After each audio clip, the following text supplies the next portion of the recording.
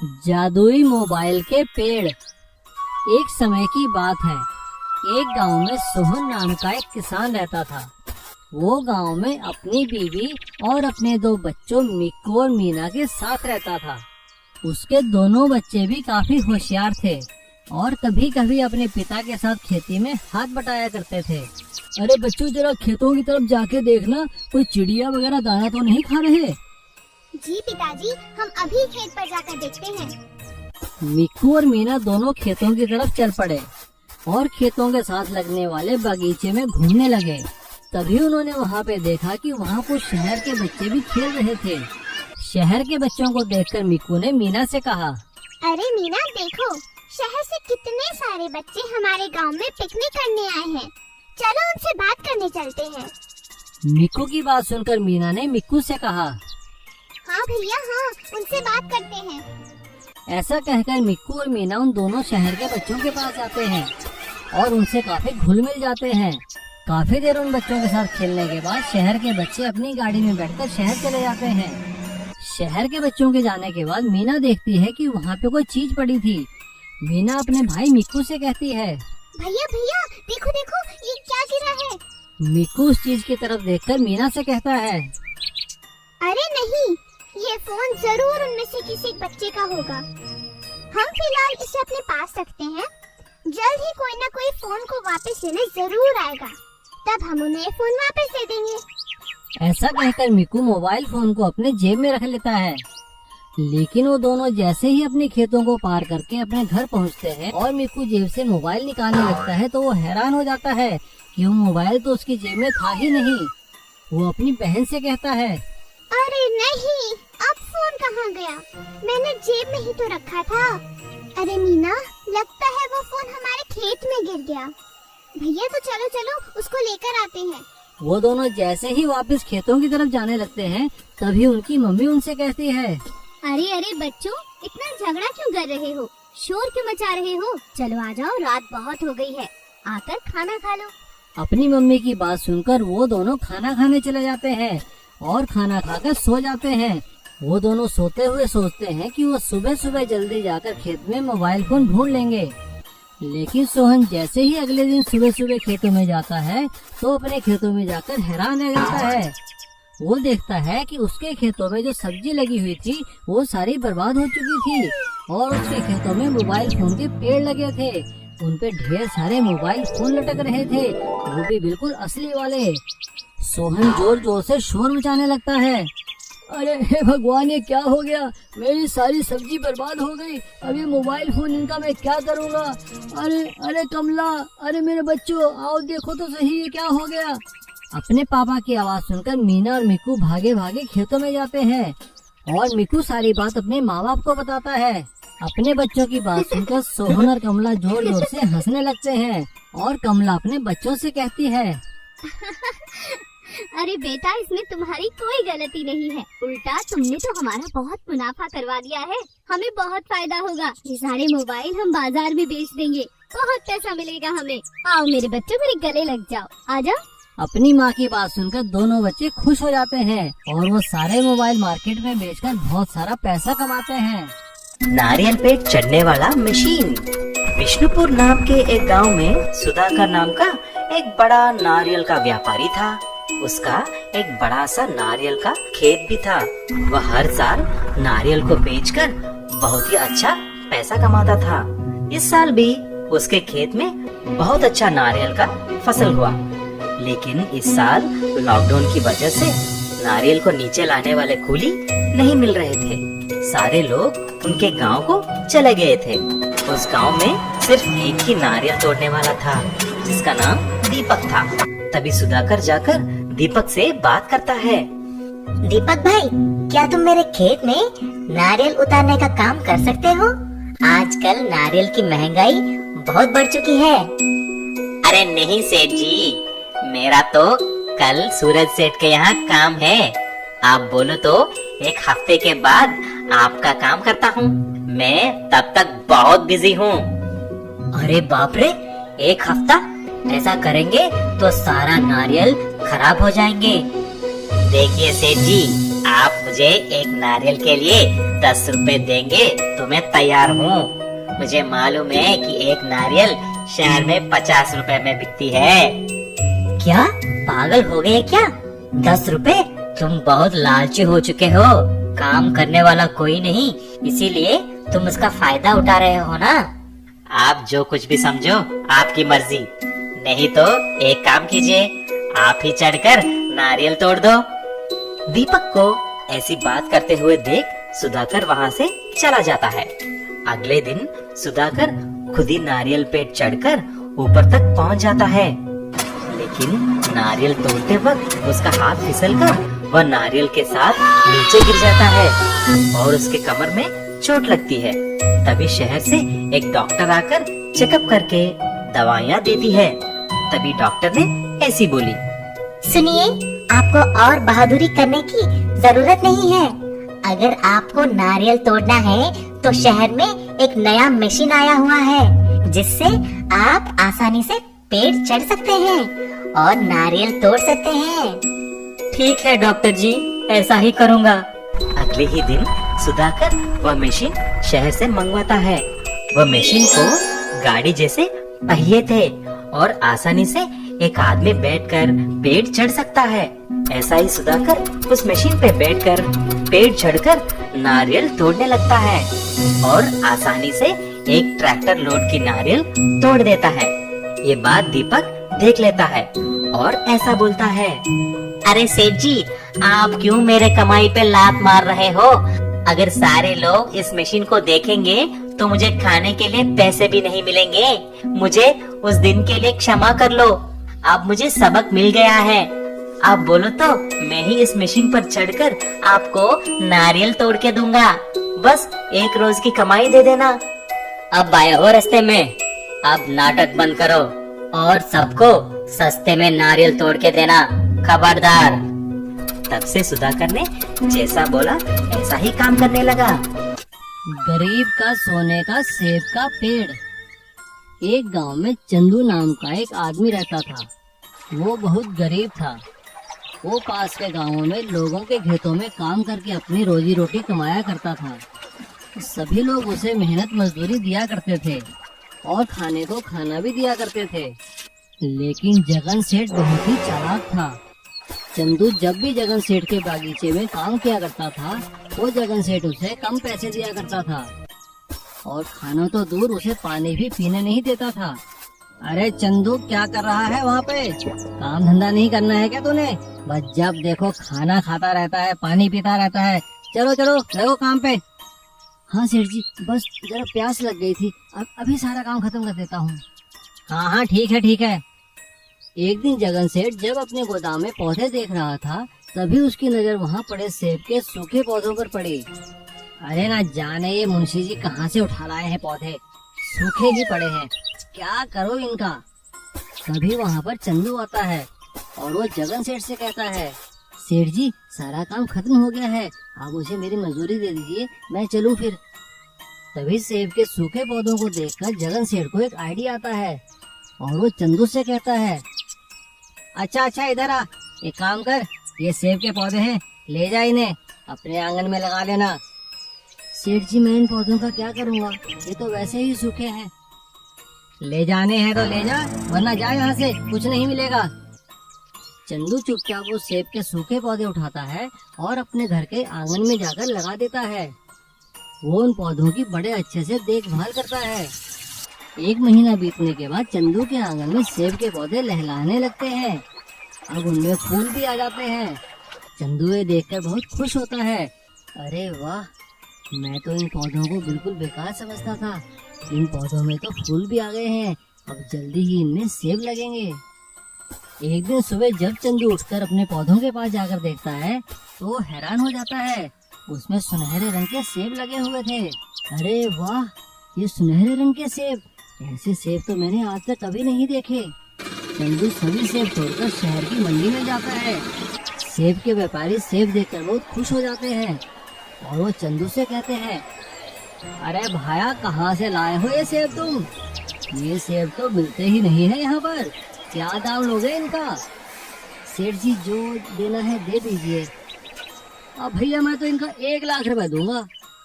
क्या कहा? 1 लाख रुपया? अच्छा ठीक है, 2 लाख ले लो। चंदू हैरान हो जाता है और 2 लाख में वो सभी से व्यापारी को बेच देता है और वो पैसे लेकर घर आता है। लेकिन अगले सुबह वो देखकर फिर हैरान हो जाता है क्योंकि सुनहरे सेब फिर से पेड़ों में लगे थे। इस तरह से सुनहरे सेब बेचकर चंदू की बहुत अच्छी आमदनी होती है। चंदू की इस तरह से कमाई होते देखकर जगन सेठ अपना सिर पीट लेता है। अरे मैंने ये क्या कर दिया? मैंने तो सूखे पौधे समझकर इसे दिए थे। देखो तो ये तो मुझसे भी ज्यादा सेठ बन गया है। हे भगवान, मैंने अपना नुकसान खुद ही कर लिया। और इस तरह से उन सूखे जादुई सुनहरे सेब के पेड़ों ने चंदू की किस्मत ही पलट दी। इसीलिए कहते हैं हमें किसी भी चीज को बेकार नहीं समझना चाहिए, उसकी अच्छे से देखभाल करनी चाहिए। बकरी का पेड़। रतनपुर नाम का एक गांव में कृष्णा करके एक आदमी था। वह बहुत बड़ा बकरियों का व्यापारी था। उस गांव के सबसे ज्यादा बकरियां उसी के पास थे।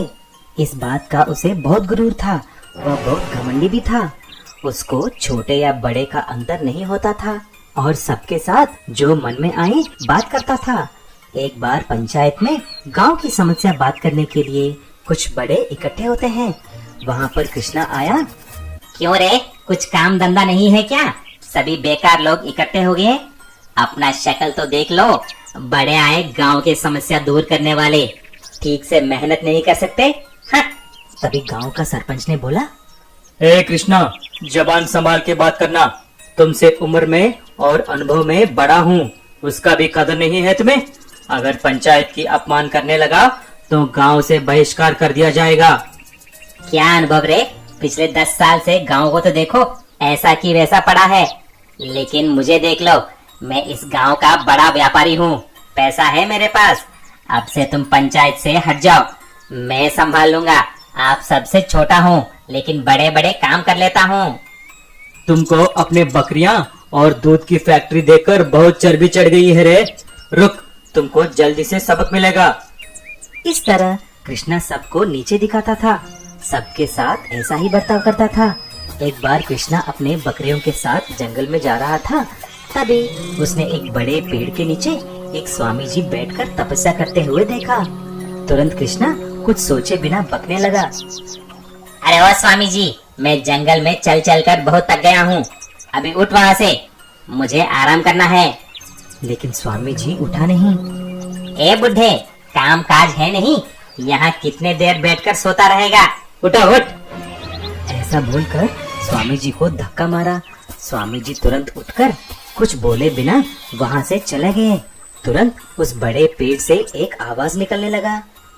ए मूर्ख, जानते हो तुमने किसे धक्का दिया है? वह स्वामी जी 100 साल से तपस्या करके बहुत सारे शक्तियाँ पाए हुए हैं, बड़े महान हैं।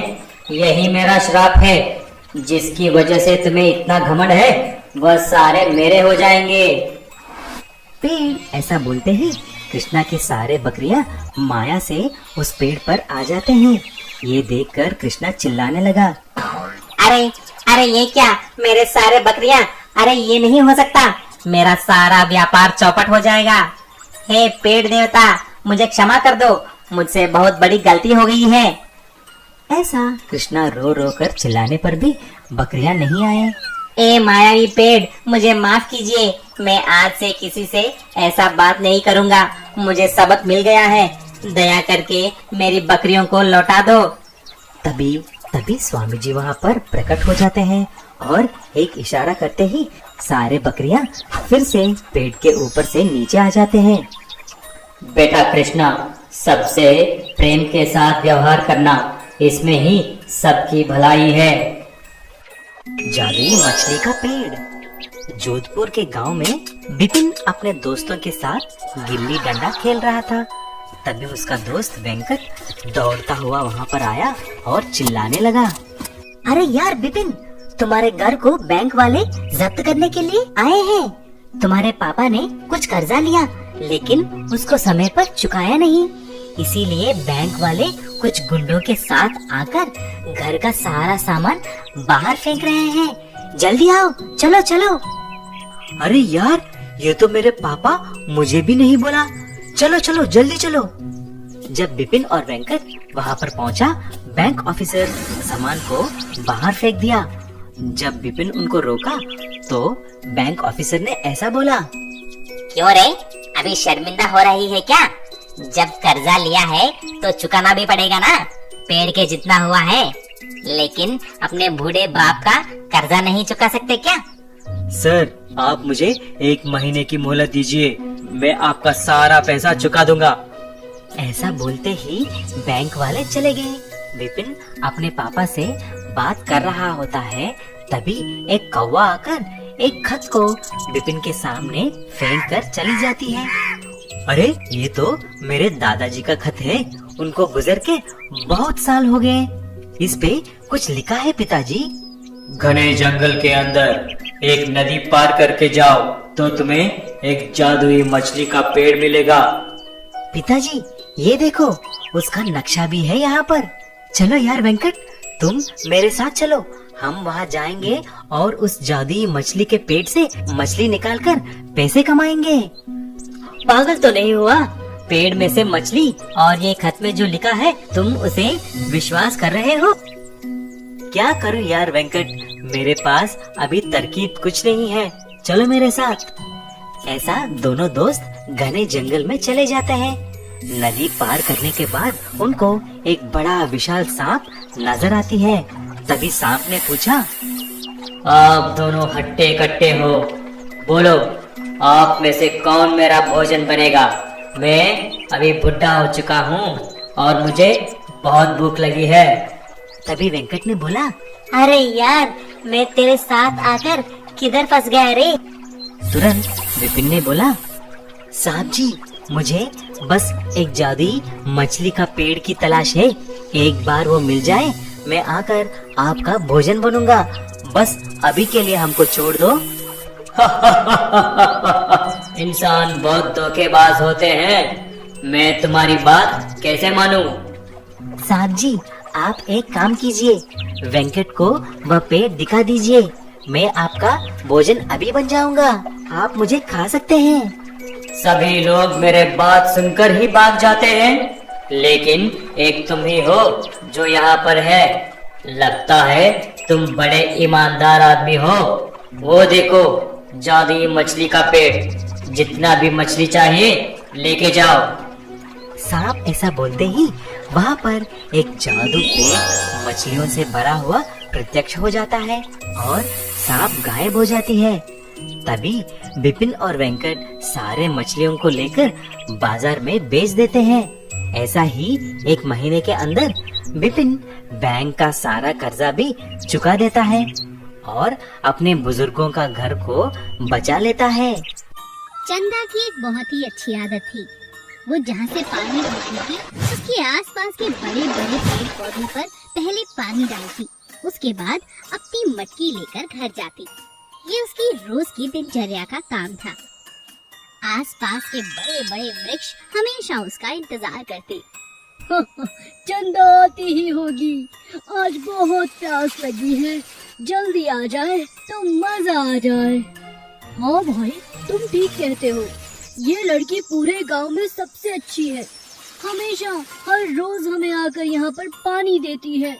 कितने दिन हुए बरसात भी नहीं हुई, अगर चंदा ना होती तो हम सूख जाते। ठीक कहा तुमने। सभी पेड़ चंदा का इंतजार करते हैं। चंदा को देखकर हर पेड़ खुश हो जाता है। आ गई मैं। आज जरा खाना बनाने में देरी हो गई, इसीलिए अभी तुम सबको जल्दी से पानी दे देती हूँ। अरे अरे, बहुत गर्मी है। चंदा नदी से पानी भरती है और एक एक घड़ा हर पेड़ पर डाल देती है।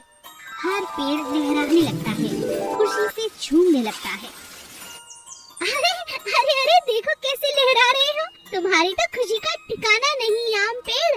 हो, क्यों ना हो, इतनी प्यास लगी थी और तुम आ गई। एक बहुत ही प्यार भरा रिश्ता चंदा का पेड़ों के साथ बन गया था। कुछ ही दिनों में चंदा की शादी तय हो जाती है। एक दिन वो आम के पेड़ के नीचे बैठकर फूट-फूट कर रोने लगी।